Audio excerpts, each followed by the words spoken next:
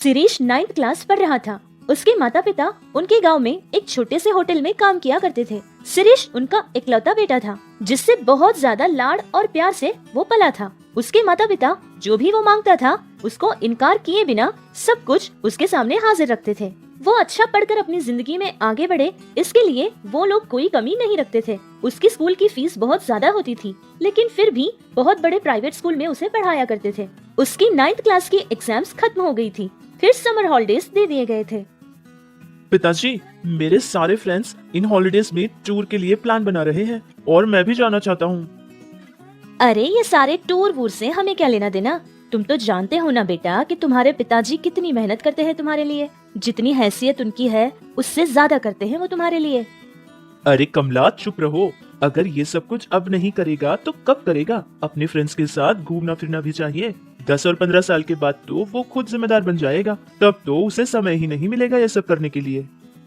अरे ये क्या कह रहे हैं आप ही बिगाड़ रहे हैं हमारे बच्चे को। अरे उसको तो जिम्मेदारी सिखानी चाहिए ना। अगर आप ही उसे ये सब कुछ सिखाएंगे तो वो जिम्मेदारी कैसे सीखेगा। अरे बेटा, तुम्हारी माँ तो ऐसे ही कहती रहेगी। ये पैसे लो और जाओ अपने फ्रेंड्स के साथ अच्छे से घूम फिर कर आ जाना, ठीक है? शिरीष ने उसके पिता के दिए पैसे लेकर अपने फ्रेंड्स के साथ टूर के लिए चला जाता है। फिर दूसरे दिन शिरीष के माता पिता दोनों ही होटल के लिए चले जाते हैं। तभी एक बड़ी सी लॉरी आकर उनके होटल को टक्कर दे देती है, जिसके कारण वहीं के वहीं शिरीष के माता पिता दोनों ही मर जाते हैं। लेकिन अच्छी बात ये थी कि उस समय में होटल में कस्टमर कोई भी नहीं था। बहुत बुरी तरह से उस एक्सीडेंट में शिरीष के माता पिता दोनों ही मर जाते हैं। अरे ये कैसा अनर्थ हो गया? उनका बेटा भी तो गांव में नहीं है। हाँ, शिरीष तो उसके फ्रेंड्स के साथ किसी टूर के लिए गया हुआ है। आने के लिए शायद 10 दिन लग जाएंगे उसको। फिर तो मुझे लगता है कि उनके रिश्तेदारों को हमें खबर कर देनी चाहिए। यही पड़ोस के ही गांव में कमला का एक भाई भी रहता है, उसको खबर कर देते हैं। गांव के लोग उनके रिश्तेदारों को खबर पहुंचाते हैं, लेकिन कोई रिश्तेदार भी वहां आने के लिए तैयार नहीं था, जिसके कारण गांव के कुछ लोगों ने ये फैसला लिया था कि विधि विधानों के साथ जो कार्यक्रम करना है वो वही लोग कर देंगे। जिस जगह पर एक्सीडेंट हुआ था, पुलिस वहां पहुंचती है और वहां जितने भी छोटे बड़े दुकान थे उन सभी को बंद करवा देते हैं। ये सारी बातें शिरीष को बिल्कुल नहीं पता थी। ठीक 10 दिन बाद शिरीष अपने गांव में वापस लौटता है। अरे ये क्या? ये होटल टूट कैसे गया? माँ, पिताजी! ऐसे ही चिल्लाता हुआ वो अपने घर की तरफ भागने लगता है। फिर घर जाकर भी अपने माता पिता के लिए ढूंढता है। माँ, पिताजी! अरे कहाँ हो आप लोग? हमारे होटल को क्या हो गया है?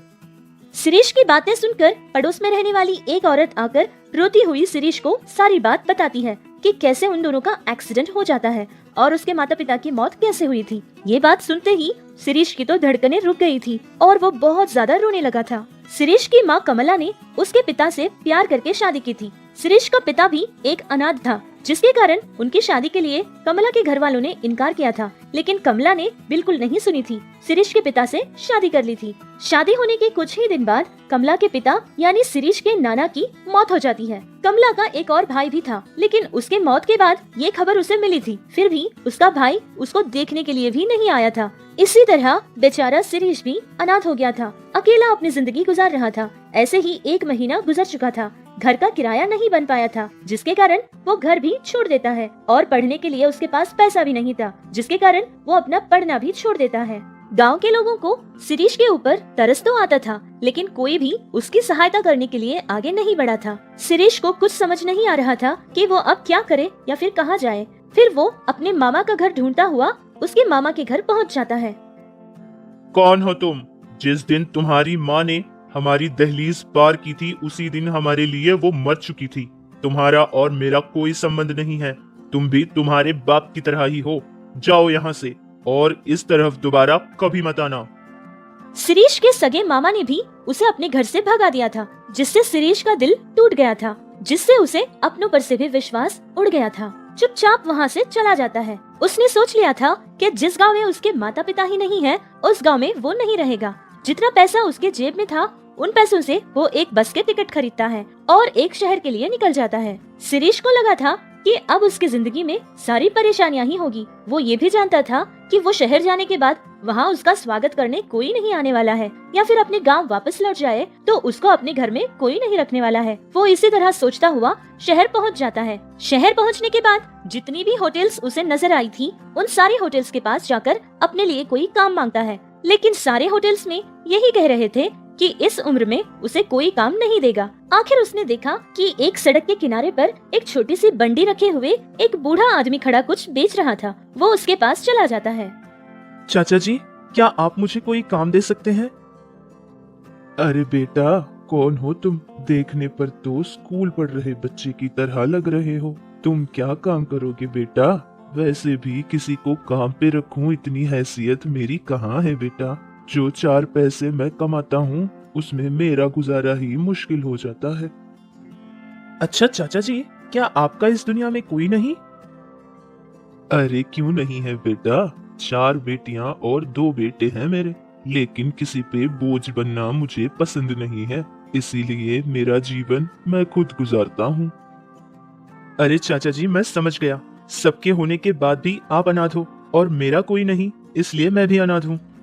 इस तरह शिरीष ने उस बूढ़े चाचा को अपने बारे में सब कुछ बता दिया था। उसके बाद उस चाचा ने एक प्लेट में शिरीष को इडली डालकर देते हैं। चाचा जी, आपका इस दुनिया में कोई नहीं और मेरा भी इस दुनिया में कोई नहीं है।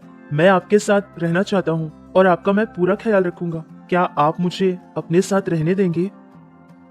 इतनी छोटी उम्र में अपने माता पिता को खो दिया तुमने और अकेले अनाथ हो गए, और मेरा सब कुछ होने के बाद भी मैं अकेला हूँ। अगर तुम्हें यही पसंद है कि मेरे साथ रहना है तो तुम रह सकते हो बेटा, लेकिन हाँ, मेरे अंदर अब इतनी ताकत नहीं है कि मैं तुम्हारा ध्यान रख सकूं।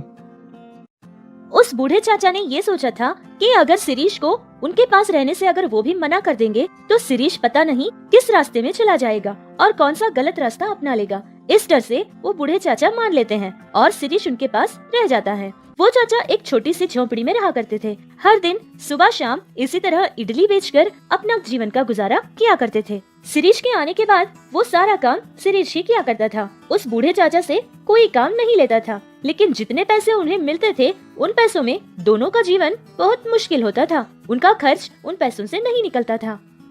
अरे चाचा, इस जमाने में ये इडली वड़ा कौन खाता है? हम ना नूडल्स बनाकर बेचेंगे।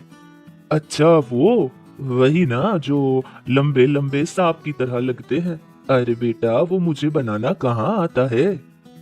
मैंने नूडल्स बनाना मेरे पिताजी से सीखा था। वो सब तो मैं कर लूंगा, लेकिन उसको बनाने के लिए सामान की जरूरत पड़ेगी। कम से कम हमारे पास 3000 रुपये तो होने जरूरी है। इतना पैसा? उतना तो मेरे पास नहीं है। हाँ हाँ बेटा, 1 मिनट रुक जाओ। ये कहते हुए वो बूढ़े चाचा अपनी पोटली को खोलते हैं और उसमें से एक डिब्बा निकालते हैं, जिसमें से बहुत ही पुरानी 100 रुपयों के नोट 10 नोट निकालते हैं। क्या नहीं चलते? मैंने 4 साल से ये पैसे बचत किए थे बेटा। अरे चाचा, ये 100 के नोट तो आजकल कहाँ चलते हैं? ये कहते हुए बहुत ही निराश होकर अपने हाथ में जो डिब्बा था उसको फेंक देते हैं। तभी कुछ अलग सी आवाज आई थी। देखा कि उसमें तो एक अंगूठी थी। अरे चाचा, ये तो अंगूठी है। अरे हाँ हाँ, इधर लाओ, मैं भी देखता हूँ। ये कहते हुए वो चाचा उस अंगूठी को अपने हाथ में पकड़कर उसको छूते हैं और कहते हैं कि ये अंगूठी तो मुझे मेरी शादी में मिली थी, शायद अब इसका दाम उतना ज्यादा नहीं होगा। फिर शिरीष ने उस अंगूठी को अपने हाथ में लिया था।